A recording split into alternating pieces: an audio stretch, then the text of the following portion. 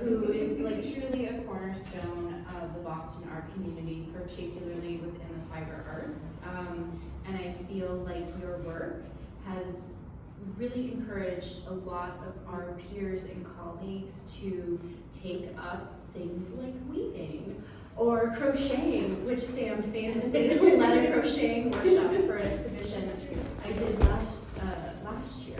The first time I've ever crocheted. She's really like the first introduction for a lot of people into these things that it feels like a mystery. How does one weave something? How does one make that many beads, for example? And I thought the best place to start our conversation was talking about all the different fiber arts techniques going on in this room, because it's not just one thing happening in one work. There's a lot happening.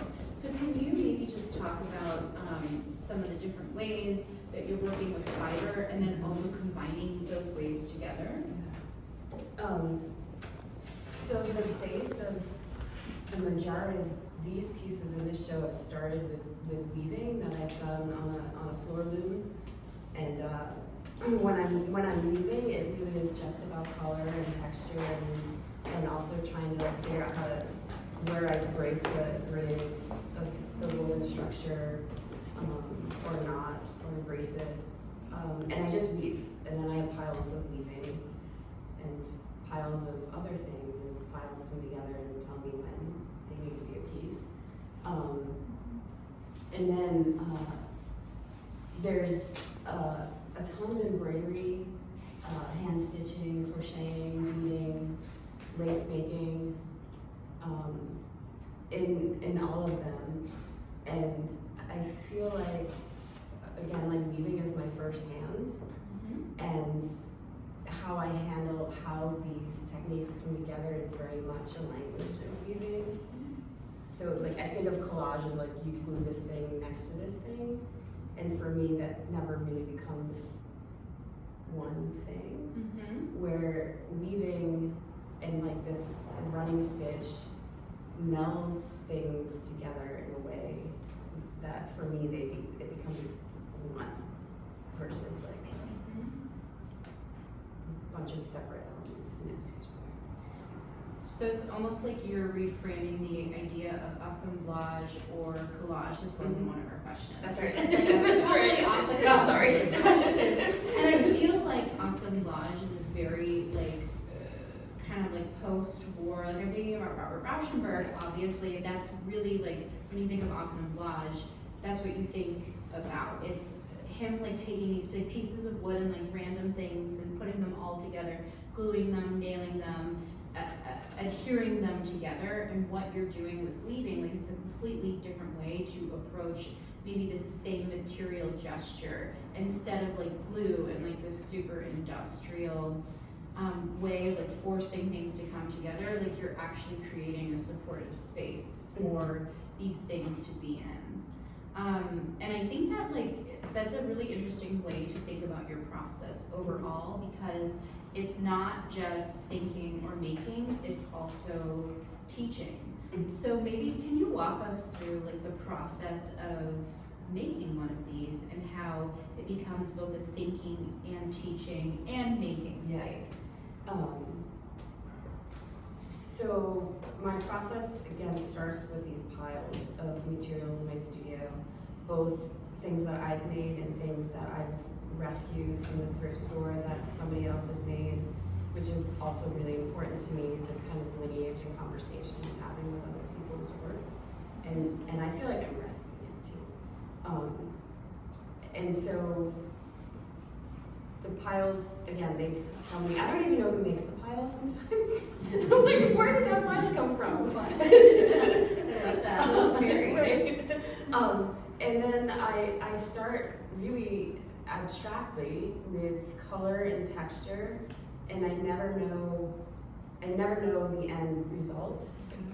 It's a slow process and a slow unfolding of materials talking to materials, of processes talking to processes, and I feel like I have that freedom to work pretty formally and abstractly because I feel like my materials hold such weight on their own in such like context and meaning, and the processes do too. They have this long history of at least in Western culture, of like a woman's space and a woman's history, when it's not in the guilds and stuff like that, but when it's like worked out of the home. So it has a meaning on its own, and then because of that, I get to play, and I get to like listen very carefully to like what things want, and I talk about this space as like a hand space, head space. So, when we were talking about, I don't like the word meditation because it's got so much like wrapped around it. And I also teach in academia, and they don't support this. I do in my classroom, but it's not a supported space. So this space of like stitching for hours or beading for hours opens up my brain to be thinking and teaching me about myself and about the world, about whatever book I was reading, or like, it's just a really beautiful space. And it also, when you, to just bring up class collaborative for a minute, when you bring people together and you're all in that space doing your thing, it opens up such a beautiful level of community and conversation and support. Like, it's a beautiful space. And like, quilting circles have gotten like a bad rap as like this gossipy, like, Well, that does happen. but other things happen there too. Like, it's so much more than that. And it's also where history was shared, where information was shared, where people were supported. Like, so it's like, it's all of those things. So many things to jump off from that, and I think it's interesting that you brought up like quilting circles as like being hotbeds of gossip and getting a bad rap. And you know, I was reading something the other day about how the entire idea of gossip, like gossip is a very natural human endeavor. It allows us to share information, like what is safe, what is not safe, who is safe, who is not safe. And so framing gossip as a bad thing is actually like a very misogynistic thing I think our society does. Which I think brings me to the question. Which brings me to the question of, you were talking about lineages, and the lineages, material lineages of objects, and I don't think we can talk about this show without thinking about the history of feminism. Like, kind of most prominently, you walk in and it's this like explosion of pink, which is like one of these colors that has been assigned femininity and like has a lot of associations with a particular gender expression or gender experience. So we talked a little bit like before this about the histories of feminism, but can you just talk about its meaning in the context of your work, and specifically the idea of like pink as this like feminine color? Yeah, I just want to start with a story. Last night before the opening was super full. I just noticed there's certain people that would walk in and run away. And it's just I'm like, pink is a really powerful color. And when I was like 6, I wanted nothing to do with it because it was considered weak. I couldn't hang out with I couldn't ride my BMX bike up and down the street in like pink with the boys. No. And be looked at the same way. Yeah. So I think it stems from this, like, pink is seen as like a weakness or soft. But then I want to reframe soft as well, because soft is actually a really powerful thing to be. Yes. Because if you're soft, you can flex and bend. You're not brittle. So when things come at you, you're not going to break. You're going to be able to maneuver and stretch. So softness is actually a really powerful, and vulnerability is actually really powerful. It's just hard to be those things in this world. Absolutely. Absolutely, and I think that's like where the kind of like the power of this exhibition and your work really lies, because you really lean into like not only soft fabrics, but like this expression of hyper femininity that I think there's so many things behind that that is like really threatening to the patriarchy ultimately. Like you are offering the foil to like an abstract expressionist painting or like a grid. You're like, you are breaking it apart and putting it back together again in this way that like is showing not only like care for materials, but like care for your community. And for myself. And for yourself. There's a great level of care for myself in the making of these pieces. That's really interesting. Care for yourself. Is it just the time that you are taking to make these? Is that like your time? I think it's the time, and it's actually a healing. It's a healing space too, because of the process and the time. Yes.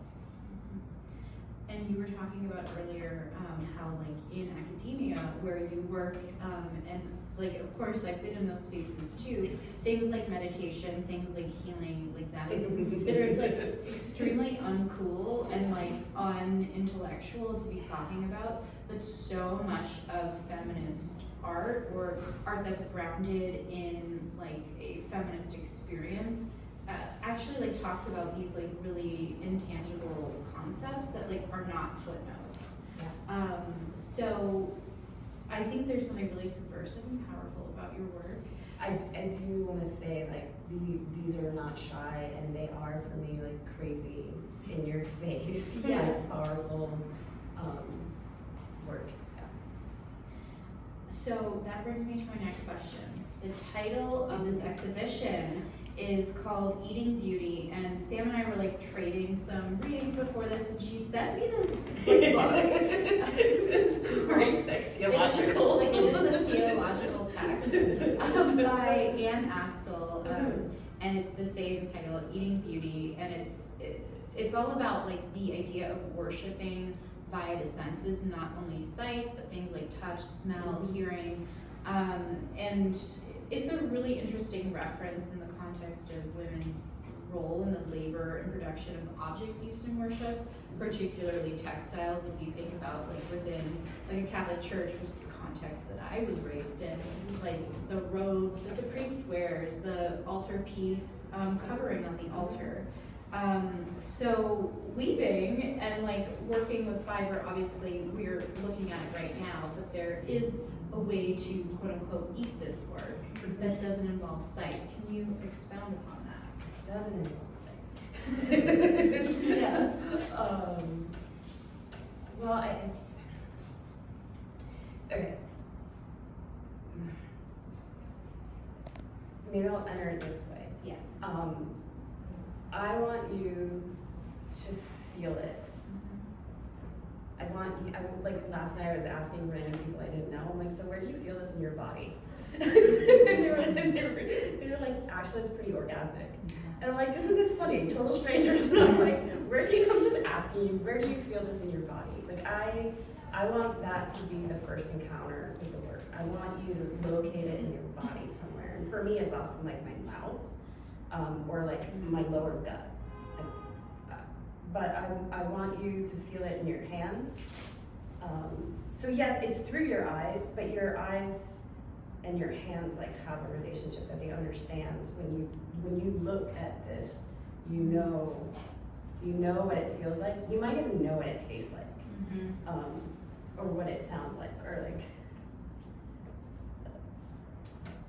Exactly. It's kind of like this knowledge, and in this book, this like tome that you studied, it was talking a lot about the hierarchy of senses and how, like, basically in a modernist context, sight is prized above other sensations because it's like the most intellectual, and it's ultimately like the thing that can most be controlled, whereas the things in the body are a little bit messy. And it's so within like a liturgical or church setting, sight is also privileged, and then all the other senses are far more dangerous. Yes. Like toward vice or something. And within academia, like, and art, site is definitely privileged over, and it just removes the body. Mhm. Which is, And I think it comes back to like this thing you're talking about, like healing and meditation and kind of like these other things where you really need to be in your body and use like some of these quote unquote lower senses to experience them. because we're embodied beings. Yes. We are embodied beings, and there is wisdom and knowledge that our bodies hold that we don't allow or have not been taught to use or allow, or it's been trained out of us as, but it's a wisdom and a knowledge, and I think that's really important.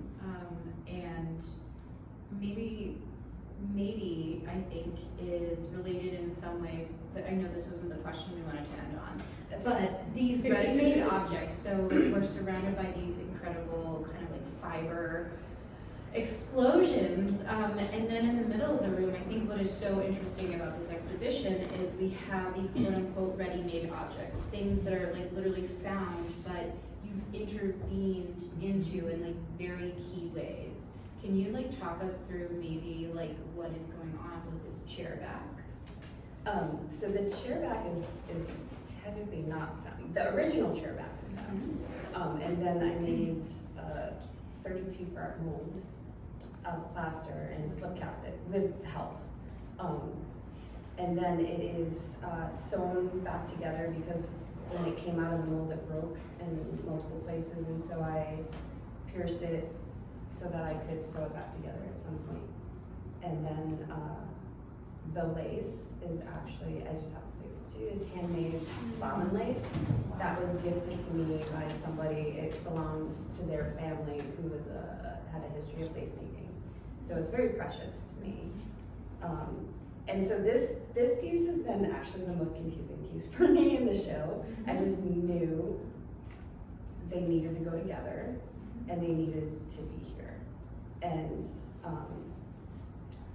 for me, I was sharing this with Beckett last night, that this piece has become for me like the broken body of Christ, Sleeping Beauty, and my 5-year-old self. Like it's like all of that. And there's something about like, those were gifted to me as well, the brush and the mirror. I don't know, there's something about like I don't even know if I can articulate it.